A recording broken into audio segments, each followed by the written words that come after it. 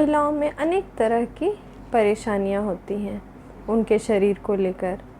कभी मासिक धर्म से संबंधित, कभी खून की कमी, कभी कमज़ोरी होना, कभी पीसीओडी, कभी और भी बहुत तरह के प्रॉब्लम्स होते हैं जो कि हमारी महिलाएं फीमेल फेस करती हैं। तो आज मैं उन सब के बारे में कुछ जानकारी दूंगी आयुर्वेद के हिसाब से। तो महिलाओं से संबंधित जितने भी समस्याएं हैं या फिर प्रेगनेंसी के समय आपको कुछ विशेष बातों का ध्यान रखना चाहिए। तो आयुर्वेद के नियम के हिसाब से बहुत सारे उपाय, बहुत सारे नियम बताए गए हैं जो कि आप फॉलो कर सकते हैं और आप स्वस्थ रह सकते हैं। तो हम लेते हैं कुछ नियमों को। सबसे पहला, जब आप मासिक धर्म के समय में रहते हैं, उन महीने के उन 4 दिनों में आपको कुछ बातों का विशेष ध्यान रखना चाहिए। उसमें सबसे पहला है कि आपको दिन में कभी नहीं सोना चाहिए। जब आप उस फेज़ में रहते हैं तो दिन का सोना आपको अच्छा नहीं है आपके शरीर के लिए। ऐसे भी आयुर्वेद में अगर देखा जाए तो बताया गया है कि दिन में सोना बहुत कुछ रेयर केसेस को छोड़ के दिन का सोना वर्जित कहा गया। इन 4 दिनों में कहा गया है कि दिन में नहीं सोना, क्योंकि आपका कफ दोष दिन में सोने से बढ़ता है और रात में अगर आप लेट सोते हैं तो उससे आपका पित्त और वात दोष बढ़ता है।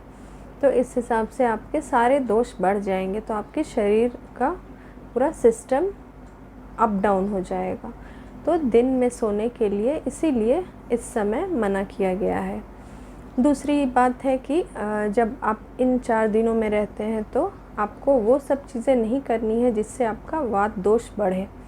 जैसे आप बहुत शारीरिक श्रम ना करें। अगर आप बहुत उछल कूद करते हैं, बहुत भागा दौड़ी में रहते हैं, बहुत एक्टिव रहते हैं, तो उस समय थोड़ा आपको आराम करने को कहा गया है।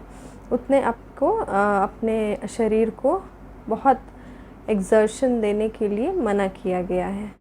इसीलिए इन 4 दिनों में कहा गया है कि आप बहुत ज़्यादा गुस्सा भी ना करें, बहुत ज़्यादा चिल्लाएं भी ना, बहुत ज़्यादा हंसे भी ना। एक नॉर्मल वे में आप अपना बिहेव करें सबके साथ और एक शांत वातावरण में रहें। बहुत बहुत तरह के उतार चढ़ाव वाले वातावरण में भी आपको रहने के लिए मना किया जाता है आपके, क्योंकि हर इन सब चीज़ों से आपका वात बढ़ता है। तो ये सब चीज़ें मना की जाती हैं जिससे आपका वात दोष और बढ़ जाए। इसीलिए कहा गया है कि इन सभी नियमों का आपको पालन करना चाहिए। इन 4 दिनों में आपको ब्रह्मचर्य पालन करना चाहिए। तो अगर ये सारे नियमों का आप पालन करते हैं तो फिर आप जब आगे भी अपने युवा अवस्था में, अपने गर्भावस्था में, इन सब में जो भी आपके शरीर में चेंजेस आते हैं, जब भी आप संतान होती हैं, तो इन सब पे उसका असर दिखता है। अगर आपने अच्छे से शुरू से ही हर नियम का पालन किया है तो आपका शरीर बहुत ही स्मूथली काम करेगा।